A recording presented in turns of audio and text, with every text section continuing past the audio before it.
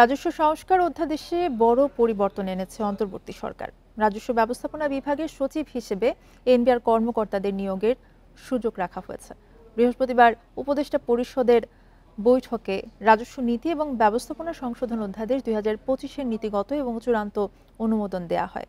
এর মধ্য দিয়ে বিলুপ্ত হচ্ছে জাতীয় রাজস্ব বোর্ড এনবিআর।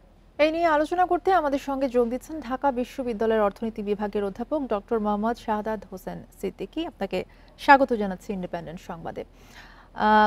আপনার কাছে শুরুতে জানতে চাইব যে এনবিআর বিলুপ্ত করে রাজস্ব নীতি এবং ব্যবস্থাপনা বিভাগ হচ্ছে, সংস্কার অধ্যাদেশে চূড়ান্ত অনুমোদন দিয়েছে সরকার। এতে আসলে সুবিধা অসুবিধা কি কি হবে? জি, ধন্যবাদ। দেখুন, প্রথমত হচ্ছে যে যে সংস্কারটা করা হয়েছে, যে আমরা এনবিআর আগে যে অবস্থায় ছিল সেখান থেকে আমরা জানি রাজস্ব নীতি বিভাগ এবং রাজস্ব ব্যবস্থাপনা বিভাগ, দুটো বিভাগ। এটা কিন্তু পৃথিবীর যদি উন্নত দেশগুলা থেকে অনুন্নত রাষ্ট্র দেখেন, সেই বিভাগ দুটো কিন্তু কার্যকর রয়েছে। অতএব এটা আমি বলবো যে প্রাসঙ্গিক এবং একটা ভালো উদ্যোগ।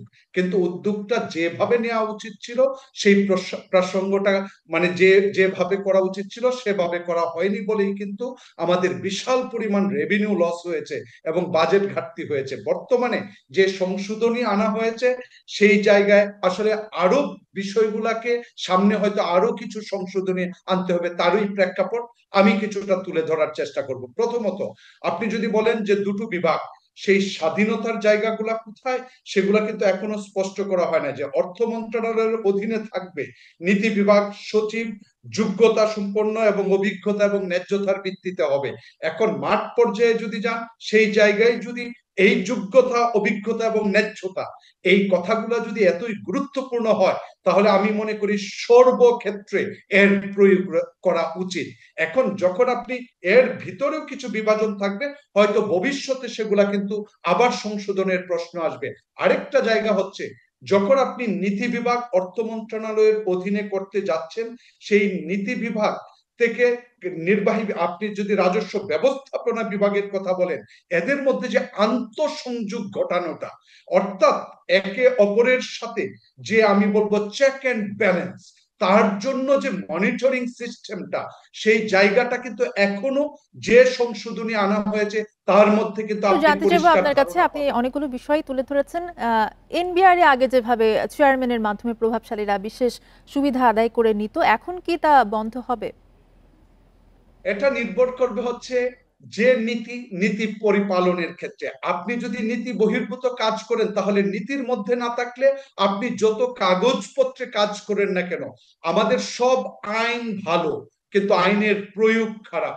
এখন এই সংশোধনী আনা মানেই যে আমরা সবাই ফেরেস্তা হয়ে যাব, বিষয়টা কিন্তু সেরকম না। এখন প্রশ্ন হচ্ছে, আপনি যখন একটা স্ট্রং মনিটরিং ইউনিট করবেন, যে আমি এই ধরনের সংশোধনী আনা হয়েছে, সেই সংশোধনীর জন্য আপনার যে রিপোর্ট করতে হবে from the grassroot level to the upper level, সেই জায়গাটুকুকে কিভাবে সংযত, সংহত এবং সুন্দরভাবে পরিশীলিত ভাবে করবে এবং সততা এবং নিষ্ঠার সাথে করবে, তার উপরে নির্ভর করবে প্রকৃতপক্ষে এই ধরনের যোগসাজশ থাকবে কি থাকবে একটা না। বিষয় একটু জানতে চাইবো যে অধ্যাদেশের মাধ্যমে ব্যবস্থাপনা এনবিআর কর্মকর্তাদের হাতেই থাকছে, নতুন করে কি অসন্তোষের আশঙ্কা থাকছে? নতুন করে অসন্তোষের জায়গাটা যেটা হচ্ছে যে, এখন একবার যেহেতু থামানো গেছে, এখন হয়তো বা তারা আর কোনো আন্দোলন করবে না। কিন্তু আমি যে কয়টা বিষয় বলবো ভবিষ্যতে, যেমন আপনার কথা হচ্ছে প্রথমেই যখন ব্যবস্থাপনা বিভাগের কথা বলবেন, পৃথিবীতে অনেক জায়গায় আপনি পাবেন ব্যবস্থাপনা বিভাগ দুটো ভাগে বিভক্ত। একটা হচ্ছে প্রত্যক্ষ কর এবং একটা পরোক্ষ কর। বাংলাদেশে প্রত্যক্ষ করের অবস্থা খুবই খারাপ, যেটার উপর সবচেয়ে বেশি গুরুত্ব দেওয়া প্রয়োজন এবং সবচেয়ে বেশি কাজ করা প্রয়োজন।